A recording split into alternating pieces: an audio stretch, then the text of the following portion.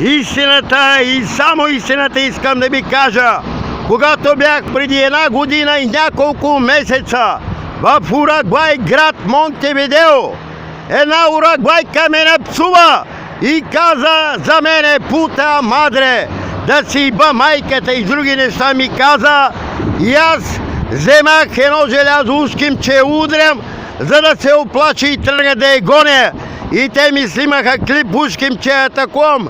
Аз не атакувах, защото много обичам майка си. И сега те скълъпиха този процес. И от Уругвай тези гадови почнаха да ми правят неща и да лъжат постоянно за мене.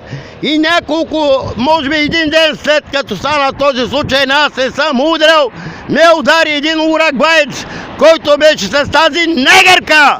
Тя е метис, почти бяла, почти не. Но това няма никакво значение. Нека веднага тези от инициативата на улицата и аз да седнем на детектор на лъжата. Да се разбере кой казва истината и кой не казва истината. И ако аз казвам истината, веднага да бъдат арестувани и вкарани в затвора.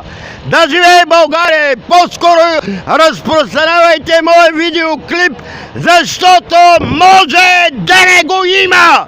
Да живее България!